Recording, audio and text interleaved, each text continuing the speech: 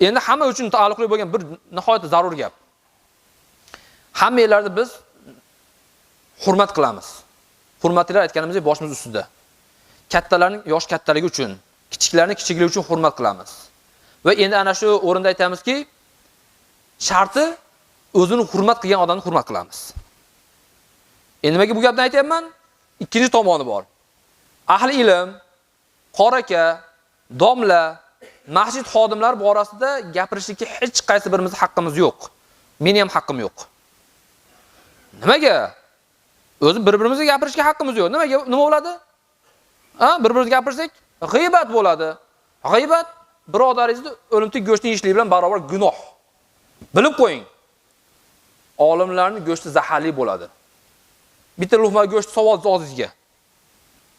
Oshqozon ko'tarsa hazm qilishingiz mumkin, lekin zaharli bo'lsa-chi, o'sha go'sht o'ladi odam. Shuning uchun olimlarning xotirjam, domlalarda, qorilarda gapirayotganlar o'ylab qo'ysin, ko'zni ochib qo'yishimiz kerak. Ko'zimizni ochaylik. Avvalo o'zim, bu aytayotgan nasihat o'zim uchun. Avvalo men ham biror bir insonni gapirishga haqqim yo'q. Nimaga? G'iybat. Keyin nima deb qo'yamiz? To'g'risi ham ko'rganman, guvoh bo'lganman deymiz. To'g'riligi uchun g'iybat bo'lyapti. Agar yo'q narsani gapirayotgan bo'lsangiz, tuhmat bo'ladi, buxton bo'ladi u narsa. O'sha odamda bor narsani gapirib, ya'ni eng qiziq o'zimizga gapirib kelar ekan shu narsani. Unaqa odamlar shu o'zini hurmat qilmaydigan odamlar hisoblanadi. Endi u ham sizga gapiryapti. Endi aytayapmiz. Biz unaqa odamlarni hurmat qilamiz, sharti o'zini hurmat qilsa. Hurmat qilmasa Xudodan tavfiq so'raymiz xolos. Shunda ham bizning ularni gapirishga haqqimiz yo'q. Shuning uchun e'tibor beraylikki, e'tibor berishimiz kerak bo'lgan narsa avvalo bir-birimizni avvalo inson o'zini hurmat qilsin. O'zini hurmat qila olgan odam o'zgalarni hurmat qilishni biladi. Ya'ni gapirishga ham shoshilmaylik. Nimaga desa, chunki avliyolardan birlaridan so'rashgan shogirdlari.